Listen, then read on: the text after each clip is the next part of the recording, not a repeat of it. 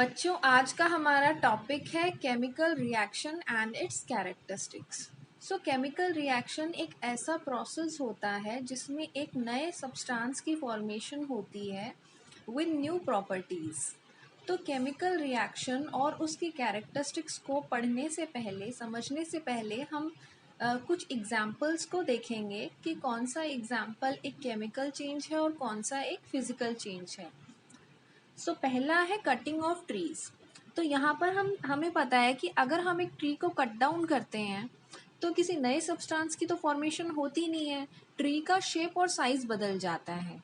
So this is not a chemical change, this will be a physical change.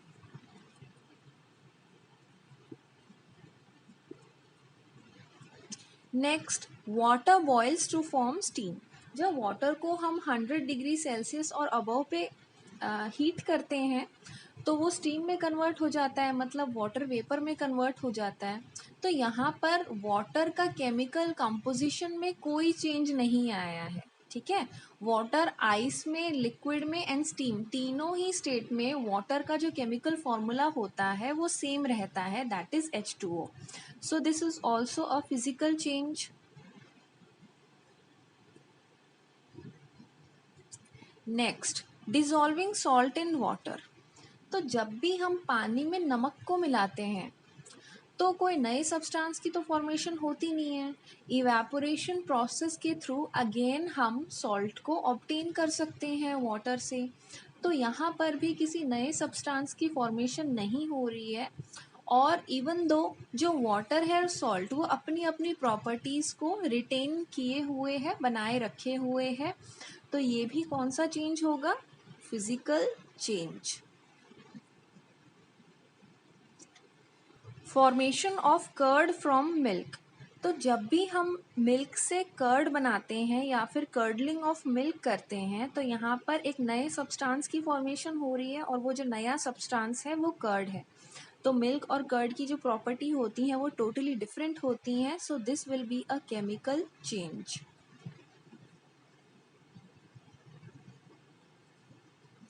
Next, जब भी हम electric current को पास करते हैं वाटर से या फिर वाटर का इलेक्ट्रोलिसिस करते हैं तो हमें पता है कि जो वाटर के जो मॉलिक्यूल्स होते हैं वो स्प्लिट अप हो जाते हैं और hydrogen gas and oxygen gas की फॉर्मेशन होती है। तो देखो यहाँ पर नए सब्सटेंसेस की फॉर्मेशन हो रही है ना, हाइड्रोजन एंड ऑक्सीजन गैस बन रहे हैं।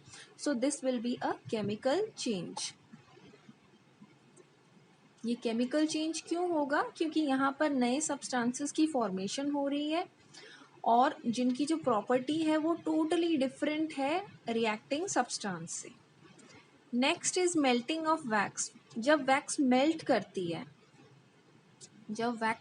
करती है, तो पहले वो इनिशियली सॉलिड स्टेट में होती है, जब हम उसको हीट करते हैं तो वो लिक्विड स्टेट में कन्वर्ट हो जाती है, ठीक है। तो यहाँ पर जो वैक्स है, वैक्स की स्टेट कंप्लीटली चेंज हो गई है, बट यहाँ जो वैक्स है उसका कोई केमिकल कंपोजिशन तो चेंज नहीं हुआ है ना, इसीलिए ये कौन सा चेंज होगा? This will be a physical change.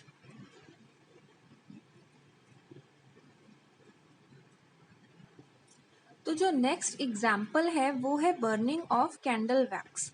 जब भी हम कैंडल वैक्स की बर्निंग करते हैं तो जो वैक्स होती है ना, जो फ्लेम के पास होती है, वो कन्वर्ट हो जाती है कार्बन डाइऑक्साइड में, अनबर्न्ड कार्बन पार्टिकल्स में एंड वाटर वेपर्स, ठीक है। तो ये कौन सा, क्योंकि यहाँ पर नए सब्सटेंसेस की फॉर्मेशन हो रही है तो ये जो चेंज होगा this will be a chemical change. Next is respiration. हमें पता है कि जो रेस्पिरेशन में क्या होता है, जो हम खाना डाइजेस्ट करते हैं तो वो ग्लूकोज में कन्वर्ट हो जाता है। जो ग्लूकोज होता है उसकी ऑक्सीजन की प्रेजेंस में ब्रेक डाउन होता है और क्या रिलीज होता है? कार्बन डाइऑक्साइड गैस रिलीज होती है, वाटर रिलीज होता है और with a lot of energy release होती है, ठीक है। यहाँ पर ग्लूकोज का अगर हम केमिकल फॉर्मूला लिखें that is C6H12O6, plus 6O2, it will make 6CO2 plus 6H2O plus energy. और ये जो एनर्जी होती है ये हमारी बॉडी में एटीपी की फॉर्म में स्टोर होती है। ठीक है, अब नेक्स्ट है, अब सो रेस्पिरेशन में क्योंकि नए सब्सटेंसेस की फॉर्मेशन हो रही है, इसीलिए हम इसको कहेंगे it will be a chemical change. Next example, digestion of food. तो हम जब भी फूड का इंटेक करते हैं तो उसमें वेरियस न्यूट्रिएंट्स प्रेजेंट होते हैं, जैसे कि कार्बोहाइड्रेट, प्रोटीन्स एंड फैट्स। तो जब फूड हमारी बॉडी में डाइजेस्ट होता है तो कार्बोहाइड्रेट कन्वर्ट होती है ग्लूकोज एंड फ्रुक्टोज में, प्रोटीन कन्वर्ट होते हैं एमिनो एसिड में, और फैट है वो कन्वर्ट होता है ग्लिसरॉल एंड फैटी एसिड में। तो क्योंकि यहाँ पर नए सब्सटेंसेस की फॉर्मेशन हो रही है, सो digestion of a food will be a chemical change. Next is rusting of iron. अब कोई भी अगर हमारे जो आयरन का ऑब्जेक्ट है, जैसे कि कूलर हो गया या अलमीरा हो गई, तो जब वो एक मॉइस्ट एटमॉस्फेयर के कांटेक्ट में आते हैं या फिर ह्यूमिड एटमॉस्फेयर के कांटेक्ट में आते हैं, तो जो आयरन होता है वो कन्वर्ट हो जाता है रस्ट में। तो जो रस्ट होता है उसकी जो प्रॉपर्टी होती है वो आयरन से कम्प्लीटली डिफरेंट होती हैं। सो यहाँ पर केमिकल रिएक्शन के द्वारा समझाया गया है, जब जो आयरन होता है वो एयर के कांटेक्ट में आता है, डेफिनेटली एयर के कांटेक्ट में तो आएगा ही, और जब वो एक ह्यूमिड एटमॉस्फेयर में, मतलब जिसमें वाटर वेपर्स प्रेजेंट हैं, उनके कांटेक्ट में आता है, तो जो आयरन है वो कन्वर्ट हो जाता है आयरन ऑक्साइड में, that is FeOH thrice. Next example is tearing of paper. तो जब भी हम एक पेपर को टीयर करते हैं तो पेपर का शेप एंड साइज चेंज होता है, बट वो टीयर करने से पहले भी पेपर था और टीयर करने के बाद भी पेपर है। So tearing of paper is a physical change, क्योंकि यहाँ पर किसी नए सब्सटेंस की फॉर्मेशन तो हो नहीं रही है ना। Next is burning of paper and would. अब सीधी सी बात है, जब पेपर या फिर हम लकड़ी को जलाते हैं तो एशेस बनती है, और ऐश की जो प्रॉपर्टी होती है वो टोटली डिफरेंट होती है पेपर एंड वुड से। ठीक है, तो इसमें क्योंकि एक नए सब्सटेंस की फॉर्मेशन हो रही है, so burning of paper and wood is a chemical change.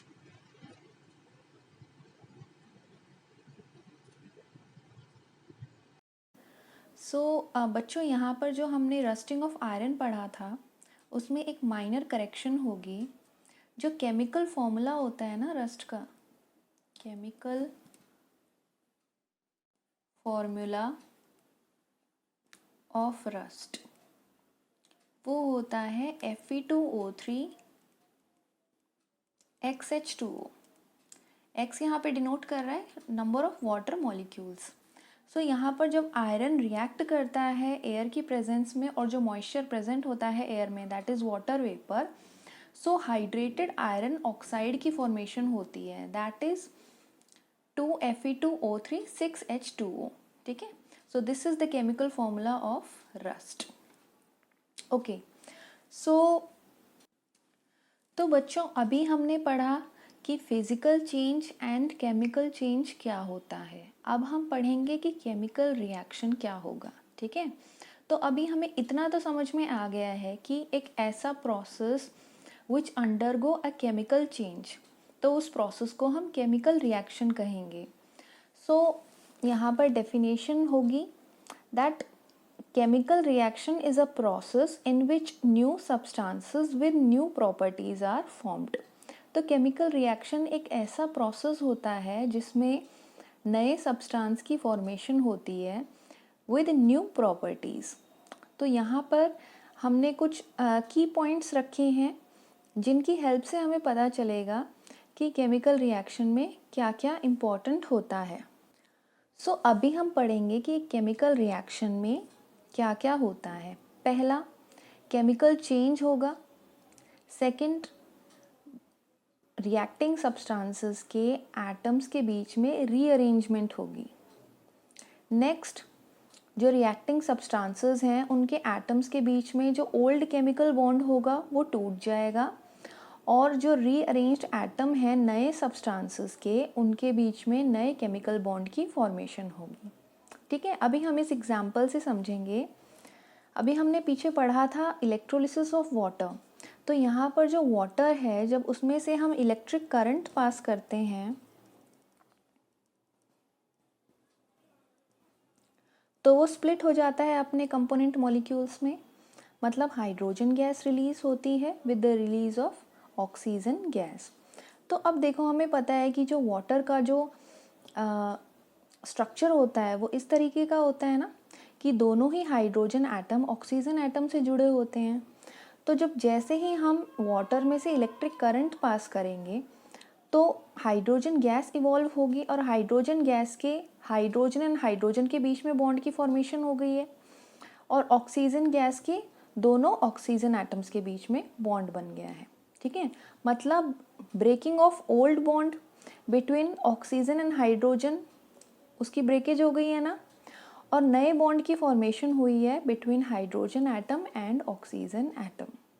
So I hope इससे क्लियर हो गया होगा आपको। अब देखो यहाँ पर जो H2O मॉलिक्यूल है, तो क्योंकि केमिकल रिएक्शन में एक रिएक्टिंग सब्सटेंस की तरह काम कर रहा है, इसीलिए इसे हम कहेंगे रिएक्टेंट। और इलेक्ट्रिक करंट पास करने के बाद जो हाइड्रोजन गैस और जो ऑक्सीजन गैस की फॉर्मेशन हुई है, वो नए सब्सटेंस बन रहे हैं इस केमिकल रिएक्शन के दौरान, तो इनको हम कहेंगे प्रोडक्ट्स।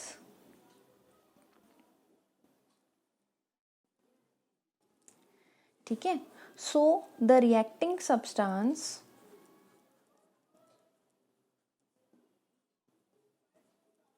जो पार्टिसिपेट करते हैं एक केमिकल रिएक्शन में, उन्हें हम क्या कहते हैं? रिएक्टेंट्स। और जो न्यू सब्सटेंस की फॉर्मेशन होती है केमिकल रिएक्शन के दौरान, that will be called product. वो प्रोडक्ट एक भी हो सकते हैं और एक से ज़्यादा भी हो सकते हैं। तो यहाँ पर देखो, एरो से पहले जितने भी रिएक्टिंग सब्सटेंस होंगे, इस एग्जाम्पल में हमारे पास एक ही रिएक्टिंग सब्सटेंस है, वाटर, तो यहाँ पर हमारा एक सिंगल रिएक्टेंट होगा। ठीक है, और जो नए सब्सटेंसेस की फॉर्मेशन हुई है वो दो हैं, तो वो दोनों ही क्या कहलाएंगे? प्रोडक्ट कहलाएंगे। ठीक है, अब जो नेक्स्ट एग्जाम्पल है वो है जब हम कोल की बर्निंग करते हैं, जो कंटेन करता है कार्बन को। ठीक है, जब हम उसकी बर्निंग करते हैं या उसको हीट करते हैं ऑक्सीजन की प्रेजेंस में, तो क्या रिलीज होती है? कार्बन डाइऑक्साइड गैस रिलीज होती है। ठीक है, with the evolution of heat. तो यहाँ पर जो कार्बन है और ऑक्सीजन है, ये दोनों रिएक्टिंग सब्सटेंस है ना, तो इन्हें हम कहेंगे रिएक्टेंट्स। और जो नए सब्सटेंस की फॉर्मेशन हो रही है बर्निंग ऑफ कोल के दौरान, वो है carbon dioxide gas with the evolution of heat and light. ठीक है, वो अभी हम मेंशन नहीं करेंगे। So this will be called product. So the next example is burning of glucose. So respiration process के दौरान हमारे सेल्स में जो ग्लूकोज होता है, दिस इज ग्लूकोज। ग्लूकोज की हमारे सेल्स में ब्रेकडाउन होता है इन प्रेजेंस ऑफ ऑक्सीजन। और किन नए सब्सटेंसेस की फॉर्मेशन होती है? कार्बन डाइऑक्साइड गैस, वाटर की with the release of energy.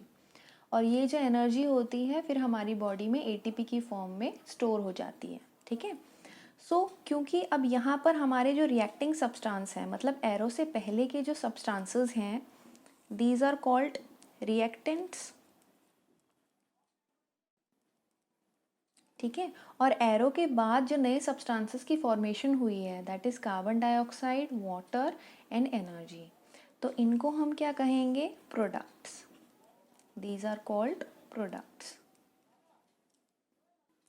सो अभी हमने पढ़ा कि केमिकल रिएक्शन क्या होता है with the help of some examples. अब हम पढ़ेंगे कि वो कौन सी जनरल कैरेक्टरिस्टिक्स होती हैं या फीचर्स होते हैं जो एक केमिकल रिएक्शन के दौरान हम ऑब्जर्व करते हैं। ठीक है, पहला है evolution of gas. It means कुछ ऐसे केमिकल रिएक्शंस होते हैं जिनमें एज अ प्रोडक्ट एक गैस की फॉर्मेशन होती है। ठीक है, so suppose this is the conical flask और इसके ऊपर हमने एक वुडन कॉर्क लगा दिया है और ये है ग्लास ट्यूब, ठीक है, for the accumulation of hydrogen gas. तो जैसे ही हम सपोज हमने कुछ क्रिस्टल्स यहाँ पर जिंक के ऐड कर लिए हैं, ठीक है, जिंक मेटल के हमने कुछ क्रिस्टल्स कोनिकल फ्लास्क में डाल दिए और कुछ अमाउंट हमने डाल दिया डाइल्यूट सल्फ्यूरिक एसिड का। सो जैसे ही हम जिंक मेटल्स में हम इस कोनिकल फ्लास्क के थ्रू डाइल्यूट सल्फ्यूरिक एसिड डालेंगे तो हम देखेंगे कि जिंक मेटल के अराउंड कुछ बबल्स की फॉर्मेशन हो रही है, ठीक है। तो ये जो बबल्स होते हैं ये बेसिकली है hydrogen gas. These bubbles are of hydrogen gas। तो यहाँ पर इस केमिकल रिएक्शन के दौरान हाइड्रोजन गैस की फॉर्मेशन हो रही है और ये जो हाइड्रोजन गैस है देन यहाँ पर एस्केप आउट हो जाएगी ग्लास ट्यूब की हेल्प से। और अगर हम एक जलती हुई मैच स्टिक को इस ग्लास ट्यूब के पास लेके आएंगे तो एक पॉप साउंड रिलीज़ होगी।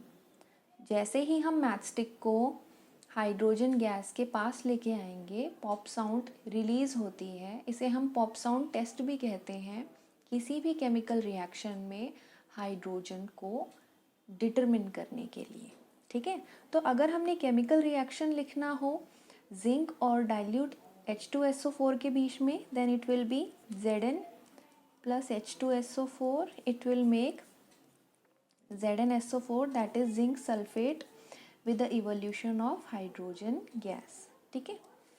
सो जो नेक्स्ट हमारा कैरेक्टरिस्टिक है वो है फॉर्मेशन ऑफ प्रेसिपिटेट। तो यहाँ पर आपको डायग्राम की हेल्प से समझाने की कोशिश की गई है।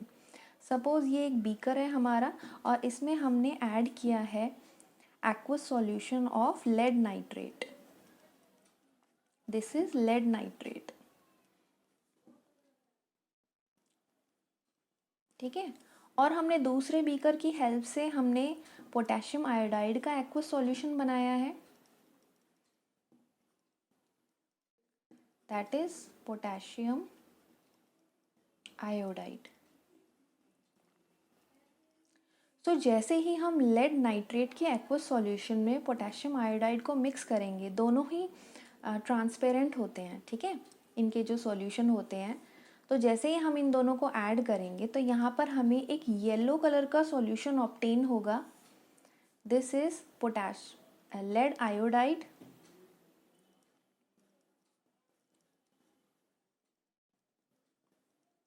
और कुछ टाइम के बाद हम देखेंगे कि ये जो लेड आयोडाइड है यहाँ बॉटम पे जाके सेटल डाउन हो जाएगा, ठीक है। तो ये एक इनसॉल्यूबल प्रोडक्ट होगा, it will be an insoluble product. तो एक ऐसा सॉलिड प्रोडक्ट जो एक केमिकल रिएक्शन के दौरान उस सॉल्यूशन में इनसॉल्यूबल होता है उस प्रोडक्ट को हम कहते हैं precipitate, that will be called precipitate. तो अगर हम इस पूरे रिएक्शन की जो लेड नाइट्रेट और पोटेशियम आयोडाइड के बीच में हुआ है इसकी अगर हम केमिकल इक्वेशन राइट डाउन करेंगे, so this is lead nitrate.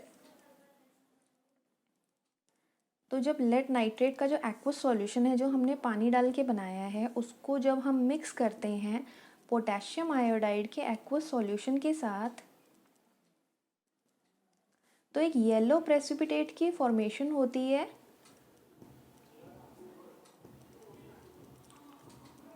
Which is the insoluble product, ठीक है। And this is potassium nitrate जो कि सॉल्यूबल होगा, ठीक है। So the next characteristic of a chemical reaction is change in colour. कुछ ऐसे केमिकल रिएक्शंस होते हैं जिनमें हमें कलर चेंज ऑब्जर्व होता है। सपोज़ हमने एक एक्वस सॉल्यूशन बना दिया है पोटेशियम परमैंगनेट के क्रिस्टल्स का। अब हमें पता है कि जो पोटेशियम परमैंगनेट के जो क्रिस्टल्स होते हैं वो पर्पल कलर के होते हैं। सो जैसे ही हम इनमें वाटर को ऐड करेंगे इनमें तो हमारे पास एक पर्पल कलर का सॉल्यूशन ऑब्टेन हो जाएगा। तो इस सॉल्यूशन में अगर हम कुछ ड्रॉप लेमन जूस की डालते हैं, सो लेमन जूस हमें पता है कंटेन करता है सिट्रिक एसिड को। सो जैसे ही लेमन जूस की ड्रॉप्स को हम पोटेशियम परमैंगनेट के एक्वस सॉल्यूशन में डालेंगे तो ये जो पर्पल कलर का सॉल्यूशन था ये कलरलेस हो जाएगा। तो केमिकल रिएक्शन में हमने कलर चेंज ऑब्जर्व किया है। सो ये भी वन ऑफ द कैरेक्टरिस्टिक है केमिकल रिएक्शन की। So the next characteristic is change in temperature. कुछ ऐसे केमिकल रिएक्शंस होते हैं जिनमें टेम्परेचर में चेंज आता है। जो रिएक्टिंग मिक्सचर होता है ना, जो फाइनली ऑब्टेन होता है जब रिएक्टिंग सब्सटेंस के बीच में रिएक्शन होता है, तो उनमें या तो टेम्परेचर बढ़ेगा रिएक्टिंग मिक्सचर का या फिर घटेगा। ठीक है, तो दोनों ही केस में अगर टेम्परेचर बढ़ रहा है या फिर कम हो रहा है, दोनों ही केसेस में टेम्परेचर तो चेंज हो रहा है ना केमिकल रिएक्शन के दौरान। सो ये भी वन ऑफ द कैरेक्टरिस्टिक है।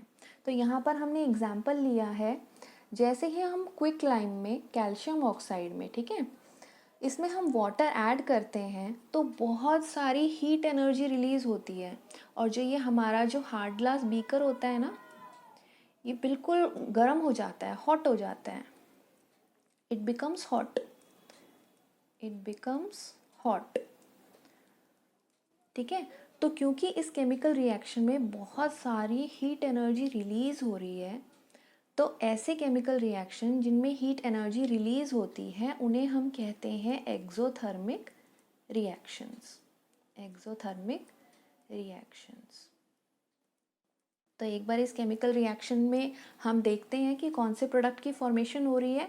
So this is quick lime, और जिसे हम कैल्शियम ऑक्साइड भी कहते हैं। जब इसमें हम पानी ऐड करेंगे तो स्लेक्ड लाइम की फॉर्मेशन होती है, स्लेक्ड लाइम की, जिसे हम लाइम वाटर भी कहते हैं और कैल्शियम हाइड्रोक्साइड कहते हैं। ठीक है, so this is calcium hydroxide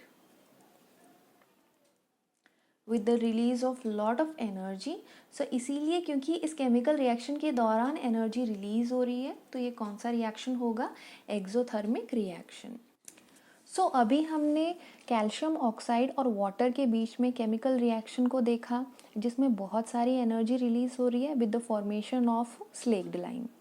ठीक है, तो अभी हम एक ऐसे एग्जाम्पल का देखेंगे जिसमें हीट एब्जॉर्ब हो रही है। ठीक है, lot of heat energy absorb हो रही है। तो ऐसे रिएक्शंस जिसमें हीट एनर्जी एब्जॉर्ब होती है, हीट एब्जॉर्ब होती है, उन केमिकल रिएक्शंस को हम कहते हैं एंडोथर्मिक रिएक्शंस। सो यहाँ पर एक केमिकल रिएक्शन हो रहा है बेरियम हाइड्रोक्साइड के बीच में एंड अमोनियम क्लोराइड के बीच में। जब हम इन दोनों को इनकी सॉलिड स्टेट में जब हम ऐड करते हैं, सो बेरियम क्लोराइड की फॉर्मेशन होती है with the release of ammonia gas and some water. तो यहाँ पर जैसे ही हम इन दोनों को मिक्स करते हैं, सो ये अपने आसपास जो एनर्जी होती है उसको एब्जॉर्ब कर लेते हैं, अपने एटमॉस्फेयर की एनर्जी को एब्जॉर्ब कर लेते हैं। ठीक है, सो ये एब्जॉर्ब कर लेते हैं एनर्जी को। तो इसीलिए क्योंकि इस रिएक्शन के दौरान एनर्जी एब्जॉर्ब हो रही है, तो ऐसे रिएक्शंस को हम कहते हैं एंडोथर्मिक रिएक्शंस। सो जो नेक्स्ट केमिकल जो रिएक्शन के दौरान जो हम ऑब्जर्व करते हैं, जो नेक्स्ट होता है point, that is change in state. So यहाँ पर अमोनिया गैस को जब हम रिएक्ट करवाते हैं HCl के साथ एज अ गैस, तो अमोनियम क्लोराइड की फॉर्मेशन होती है। So this is ammonia gas,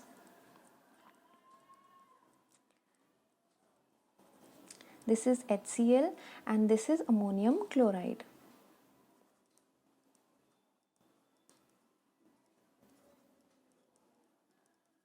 सो यहाँ दोनों जो हमारे रिएक्टेंट्स थे, that is ammonia gas and hydrochloric gas, दोनों ही गैसियस स्टेट से देन जो फाइनली जो हमारा प्रोडक्ट ऑब्टेन हुआ है वो सॉलिड स्टेट में ऑब्टेन हुआ है, दैट इज़ अमोनियम क्लोराइड।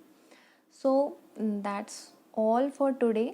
अगर आपको ये वीडियो पसंद आया है तो please like, share and subscribe our YouTube channel, that is education unfold, and thanks for watching.